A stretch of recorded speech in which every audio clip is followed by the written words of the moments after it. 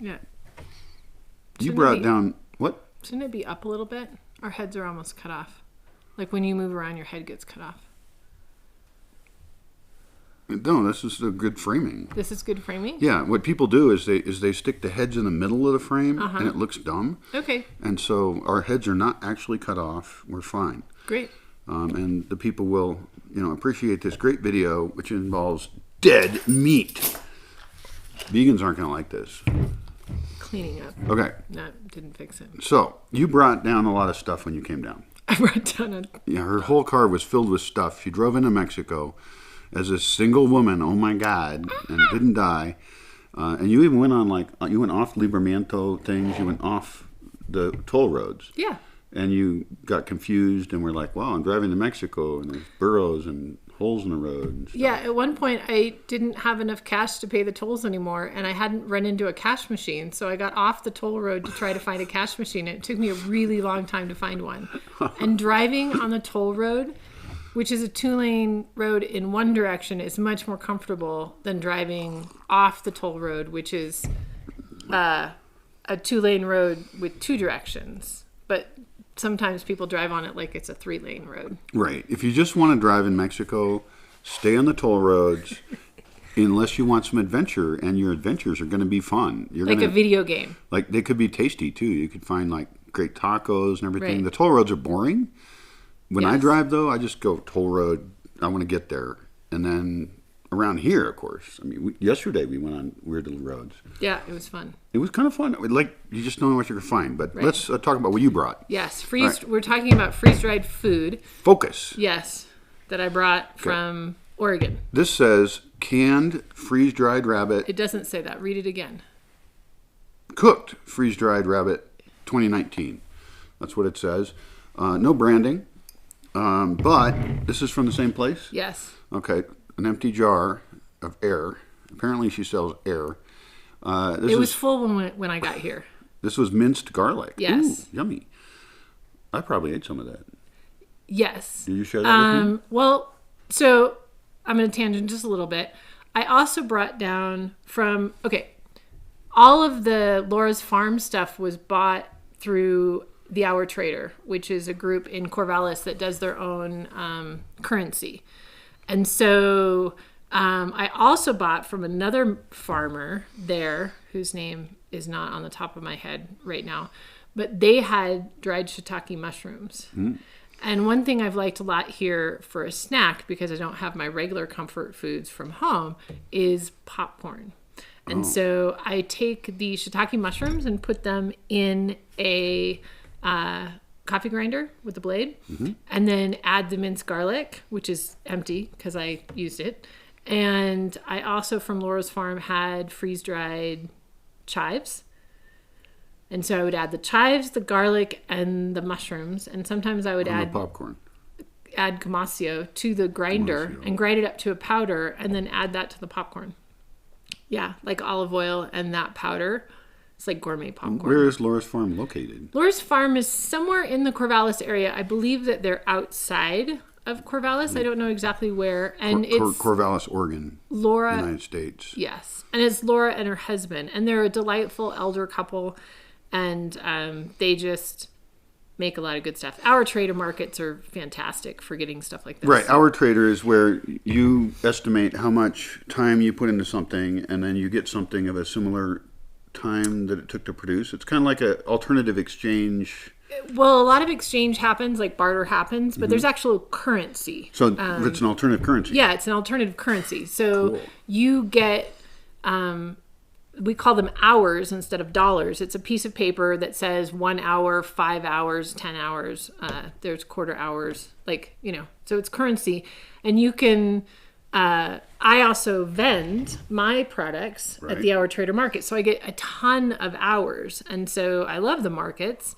You can contact people within the system individually and buy from them as well. But the markets are great. Like, I go around and buy a ton of Christmas gifts, and this, I wanted to have freeze-dried stuff on the way down here for eating. I wasn't sure about cooking on the drive down. Well, especially right now, if you're traveling, you don't want to have as much contact with everybody, and so you need to have in your car the stuff you need to survive. Right. But this is really weird because I have a solar dehydrator, and the And sun it's full of comes mangoes. in. It's full of mangoes right now because mango season, like the best fruit there is, like candy. But this is better than just solar dehydrating. This is a freeze drying. Yeah, it's very different. So it actually makes it cold, I guess, and it sucks all the moisture out. Yeah, so my girlfriend Heidi has a freeze dryer, and it's a big. She got the biggest one she could get. It's quite large, and it has trays that are, thin and kind of, couple inches. And she has it running almost constantly. Right. But they use quite a bit of electricity. Farmer type person. Yeah. Right. So I would have trouble here. I only have 340 watts of panels. Right. But it would be worth it to have either in the nearby town or here to have one if you just kept it full all the time. And she does that. Yeah, she does. And she does everything. Like she'll freeze dry soups and, garden vegetables. And this is something that she made for me to bring down. It's freeze dried egg. Freeze-dried egg. Freeze-dried egg. And I can't remember. I think she just blended up the raw egg and put it in the tray. Yeah, and then just broke it up. Yeah. Instead of cooking it and then freeze drying. Right. Now, of course, if you have a steady source of food all the time, then it's kind of pointless to preserve it. But there's interruptions to food systems, and especially like with the pandemic, or if there's an earthquake or a volcano that lasts a year and a half, like in 535 AD, when the whole world almost died. It was really handy maybe to have like 5-gallon buckets or things. Just storing food makes your whole society better. Well, and she produces, both this farm, Laura's farm, and Heidi, they grow a lot of their own food. Right. And so, because it's Oregon, a lot of that food doesn't grow in the winter. So you're moving the season of it. Yeah, exactly. Right. So you can either think really long term, like a survivalist kind of prepper person, or you could just move food from when it's there to another time, like the mangoes we're doing. Those are so much like candy when they dry out. You don't dry them completely out. Now this is totally dry. Right, and a couple of differences. So when you dehydrate, it shrinks. Right. When you freeze dry, it doesn't shrink so much. And then there's a textural thing that happens with the freeze drying too. Some things don't freeze dry well. I get the download from Heidi quite a bit when she freeze dries something and she was like, nope, that didn't work. Like texture wise or whatever, it's just not a good idea. Right. Now this one's freeze dried apple over here. That's from somebody else. That's another vend that really? I participated in, Okay. and I actually won it in a drawing. Not made in a commercial kitchen, like I care. Right. This is apple, freeze-dried apple. Yeah. So, yeah, her point was that it doesn't shrink it down, but you could grind it up into a powder. And Yes. this is something I've thought about. We did a different thing where we collected, because there was a big plague of grasshoppers, and they were eating everything. And so what we did, I'll just do this real quick here, is we collected them. We actually timed ourselves collecting them on how long it takes to collect them. We found out, collect them in the morning when they don't jump away from you. Way easier. And I have a jar over there. You do? Have I given you one? I'm not terribly interested in eating one. They're whole, but keep going. You're talking about taking them, and She rejects me. I reject my the grasshoppers. dried insects. Yes. They look like little aliens. I don't like them either. But you could actually grind those into a powder, and they're super protein rich. And so then they would take up less space. And so even this rabbit could be ground into a weird powder. But we're going to do something today. Apparently we're going to take forever to do it. Sorry about that. But you got something better to do? I would eat the powdered insects. But the whole insects out of the jar, not so they look like interested. scary aliens. I've done it because I have to. And the whole crunchy exoskeleton, yeah, no. No, and they're very popular in Oaxaca in particular. They're not popular here. Can I open this? Yes. Okay. One thing about freeze-dried stuff, though, is you want to open and get what you want out. Like it will absorb the moisture from the air very quickly. So we wouldn't want to unopen it a lot because then it could, Now it does say cooked on here, which is interesting, and I care about that because of reasons. So here's a piece. Now I'm assuming this is not the best way to eat this because, I mean, weird freeze-dried meat sounds questionable. Now, I do like rabbit. I used to raise rabbits, and they're cute. You do have to kill them, which is hard. But, oh, you're ahead of me. Oh, my God. Okay. This is like space food or something. Oh, wow. It's a very strange consistency. It's like eating styrofoam. Yeah, but lighter. And tastier. Like, oh my gosh, how weird. Uh-huh. It does still have a rabbit flavor. Mm-hmm. Tastes like meat. Yeah, but what a weird texture. But it's, yeah. What's it like? I mean, would I eat this as a snack? Probably not. I mean, if I was hiking. Like, a lot of freeze-dried stuff is for hiking. You need water.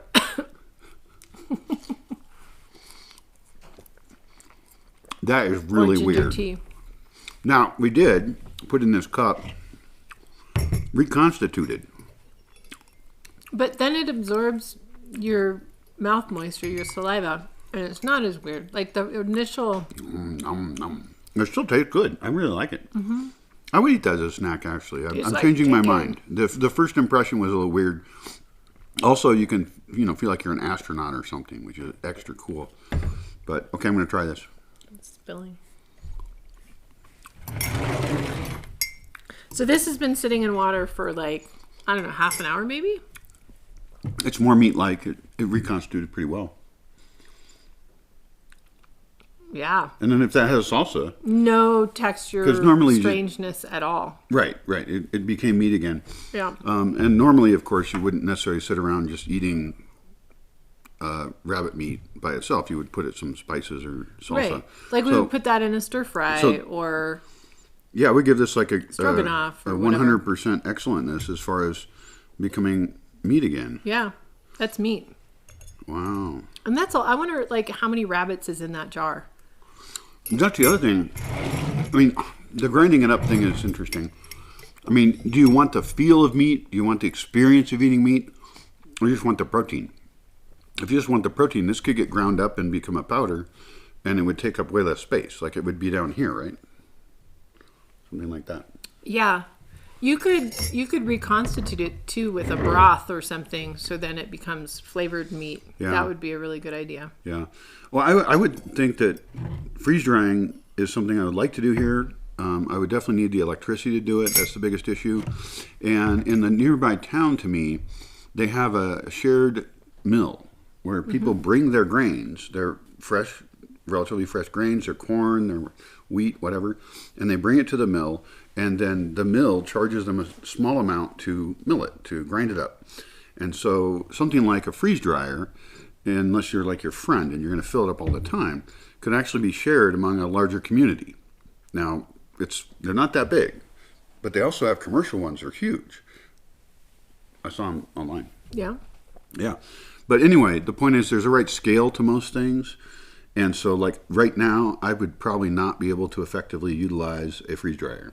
Well, and another difference is something dehydrated, they suggest like a year or something like that, right? Like eat it within the year. But freeze dried It could last forever. could last forever. Like you had some dehydrated stuff here when I arrived. I don't know when it was made, but I wouldn't eat it. Like it was hard as a rock, and even reconstituted, it didn't taste very good. Right, sure. Right? Sure. Like it got stale, and it was in Right. It was in an airtight container. Freeze drying is much harder core. But freeze drying is, like, I don't know how many years, but many years. Yeah. You could open a jar that had freeze dried stuff in it, and it would be super tasty. Right. Well, I was thinking about that. It was Krakatoa, the volcano that went off in 535. And the entire world, like civilizations, fell, and then others rose, because the Earth went through a year and a half of no sun, and it took them forever to recover. And so, if your society, I mean, I usually, say like, have 6 months of food or something, and that's Right. a great idea.